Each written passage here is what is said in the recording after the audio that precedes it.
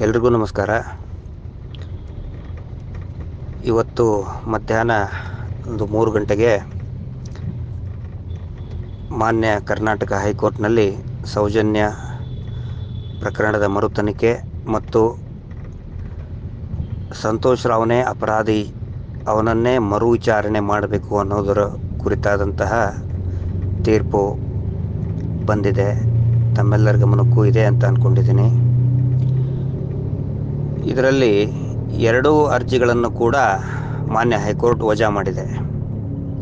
ಈ ನಿರ್ಧಾರವನ್ನು ಸೌಜನ್ಯ ಹೋರಾಟ ಸಮಿತಿ ನಾವು ಸ್ವಾಗತ ಮಾಡ್ತೇವೆ.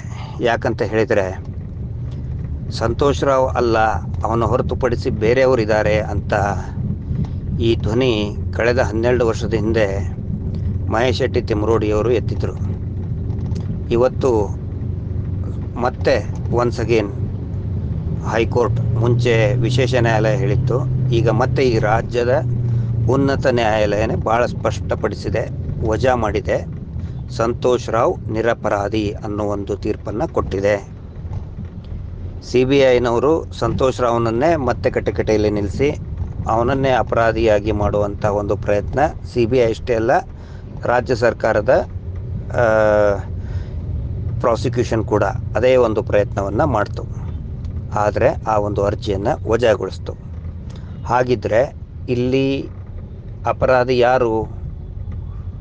ಇದರಿಂದ ಒಂದು ಭಾಳ ಅನುಕೂಲ ಆಗಿರೋದೇನು ಅಂತ ಹೇಳಿದರೆ, ಏನು ಸೌಜನ್ಯ ಮರು ತನಿಖೆಯ ಅರ್ಜಿಯನ್ನು ವಜಾ ಮಾಡಿದೆ, ಈ ಸಂತೋಷ್ ರಾವ್ ಅಪರಾಧಿ ಅಲ್ಲ ಅಂತ ಹೇಳಿರೋದರಿಂದ ಮುಂದಿನ ಹಂತದ ಕಾನೂನಿನ ಹೋರಾಟಕ್ಕೆ ಇದೊಂದು ನಮಗೆ ಬಾಗಿಲು ತೆರೆದು ಕೊಟ್ಟಿದೆ.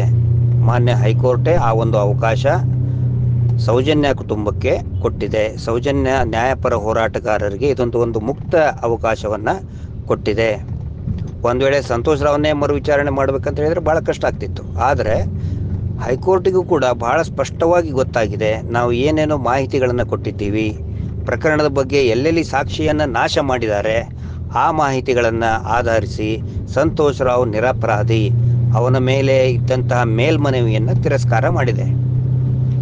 ಹೀಗಾಗಿ ಯಾರು ಕಳೆದ 12 ವರ್ಷದಿಂದ ಮತ್ತು 1 ವರ್ಷದ ಹಿಂದೆ ಏನೋ ಒಂದು ದೊಡ್ಡ ಮಟ್ಟದ ಹೋರಾಟ ಪ್ರಾರಂಭ ಆಯಿತು, ಆವಾಗ ಈ ರೀತಿ ಹೋರಾಟ ಮಾಡೋರೆಲ್ಲ ಧರ್ಮಸ್ಥಳ ದೇವಸ್ಥಾನಕ್ಕೆ ಅಪಪ್ರಚಾರ ಮಾಡ್ತಾ ಇದ್ದಾರೆ, ದೇವಸ್ಥಾನವನ್ನು ಮಲಿನ ಮಾಡ್ತಾ ಇದ್ದಾರೆ ಅಂತ ಏನು ಬೊಬ್ಬೆ ಹೊಡಿತಾ ಇದ್ರು ಧರ್ಮೋದ್ಯಗಳು, ಅತ್ಯಾಚಾರಿಗಳನ್ನು ರಕ್ಷಣೆ ಮಾಡುವಂತಹ ಕುಟುಂಬದವರು, ಅತ್ಯಾಚಾರಿಗಳ ಕುಟುಂಬದವರು ಏನು ಹೇಳ್ತಾ ಇದ್ರು, ಹಿಂದೂ ದೇವಸ್ಥಾನವನ್ನು ಮಲಿನ ಮಾಡೋದಕ್ಕೆ ಹೋರಾಟ ಮಾಡ್ತಾ ಇದ್ದಾರೆ ಅಂತ ಬೊಬ್ಬೆ ಹೊಡಿತಾ ಇದ್ರಲ್ಲ, ಅವರಿಗೆ ಇವತ್ತಿನ ದಿನ ಕರ್ನಾಟಕ ಮಾನ್ಯ ಹೈಕೋರ್ಟ್ ಕಪಾಳ ಮೋಕ್ಷ ಮಾಡಿದೆ, ಕಪಾಳಕ್ಕೆ ಚಾಟಿ ಏಟು ಬೀಸಿದೆ. ಇವರಿಗೆ ಈಗಲಾದರೂ ಕೂಡ ಅರ್ಥ ಆಗಲಿ, ಸಂತೋಷ್ ರಾವ್ ಅಲ್ಲ ಅಂತಂದ ಮೇಲೆ ಅಪರಾಧಿಗಳು ಯಾರಾದರೂ ಇದ್ದೇ ಇರ್ತಾರಲ್ಲಪ್ಪ.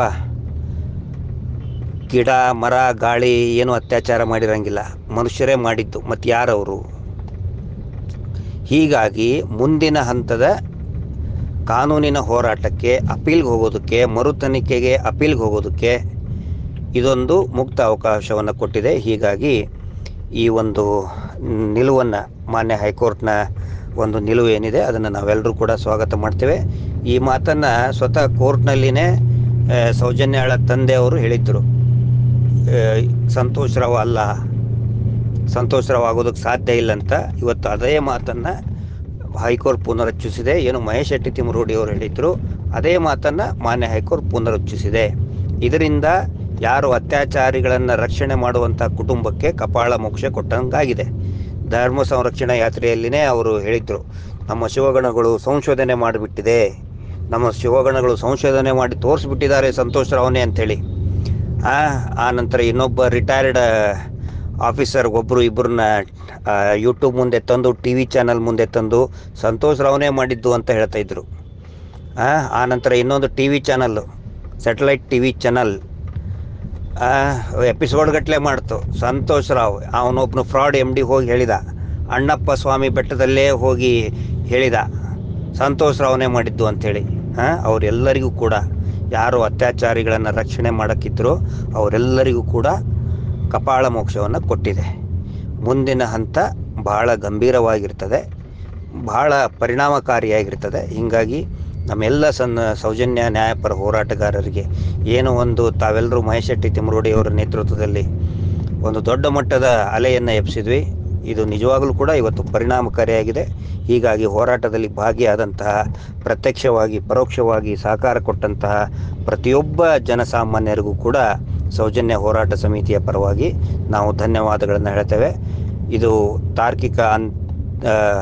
ತಾರ್ಕಿಕ ಅಂತ್ಯ, ತಾರ್ಕಿಕವಾದಂತಹ ಪರಿಣಾಮ ಕೊಡುವ ನಿಟ್ಟಿನಲ್ಲಿ ಈ ಹೋರಾಟ ಸಾಗಿದೆ. ಈ ಹೋರಾಟಕ್ಕೆ ಸಹಕಾರ ಕೊಟ್ಟಂತಹ ತಮ್ಮೆಲ್ಲರಿಗೂ ಧನ್ಯವಾದಗಳು. ಮತ್ತು ಇದೇ ರೀತಿಯಾದಂಥ ಒಂದು ನೈತಿಕ ಬೆಂಬಲ ಎಲ್ಲ ಜನಸಾಮಾನ್ಯರ ಕಡೆಯಿಂದ, ನ್ಯಾಯಪರವಾದಂಥ ಎಲ್ಲ ಜನಸಾಮಾನ್ಯರ ಕಡೆಯಿಂದ ಇರಲಿ, ತಮ್ಮೆಲ್ಲರ ಒಂದು ಪ್ರಾರ್ಥನೆ ಇರಲಿ ಅಂತ ನಾನು ಕೇಳ್ಕೊಳ್ತಾ ಇದ್ದೇನೆ. ನಮಸ್ಕಾರ.